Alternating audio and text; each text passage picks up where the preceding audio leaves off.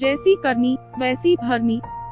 वो कहते हैं ना कि जैसी करनी वैसी भरनी।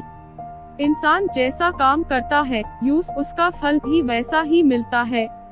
अगर आपने अच्छे कर्म किए होंगे तो आपको उसका अच्छा फल मिलेगा, और आपने बुरे कर्म किए होंगे तो आपको उसका बुरा फल मिलेगा।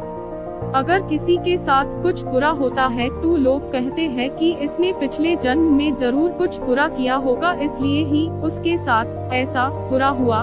और अगर किसी के साथ कुछ अच्छा होता है तो लोग कहते हैं कि इसने पिछले जन्म में जरूर कुछ अच्छा काम किया होगा, इसलिए ही इसके साथ आज ये अच्छा हुआ।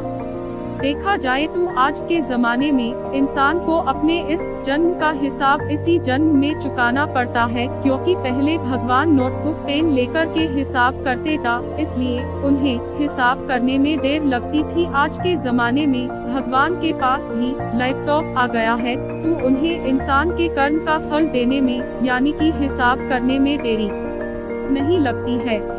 एक बार एक व्यक्ति को रास्ते में यमराज मिल जाते हैं। वो व्यक्ति उन्हें पहचान नहीं पाया। यमराज ने उस व्यक्ति ऐसे ही पीने के लिए पानी मांगा। उस व्यक्ति ने बिना कुछ सोचे और बिना एक भी क्षण गंवाए यमराज को पानी पिला दिया। पानी पीने के बाद यमराज ने उस व्यक्ति को बता दिया कि वो उसके प्राण लेने के लिए आए हैं, किंतु उस व्यक्ति ने यमराज की प्यास बुझाई है, इसलिए वो उन्हें अपनी किस्मत बदलने का एक मौका देते हैं।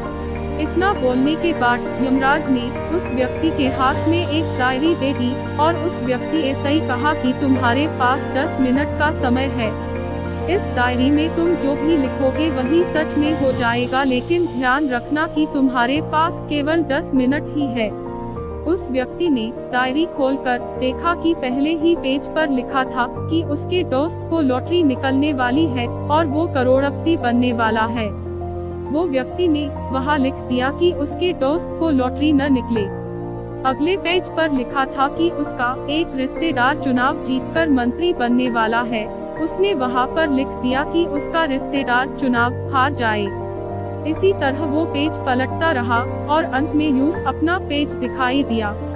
जैसे ही उसने कुछ लिखने के लिए अपना पेन उठाया कि यमराज ने उस व्यक्ति के हाथ में ऐसे ही डायरी वापस ले ली और कहा, ली वत्स, तुम्हारे 10 मिनट अब खत्म हो गए हैं, अब कुछ भी नहीं हो सकता है।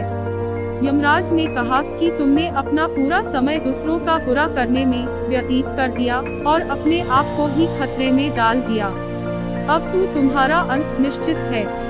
अब तुम्हें कोई नहीं बचा सकता, क्योंकि तुम अपने आप को ही नहीं बचा पाए। यह सुनकर वो व्यक्ति बहुत ज्यादा पछताता है, लेकिन अब पछताने ऐसा ही कुछ नहीं हो सकता था, क्योंकि अब सुनहरा मौका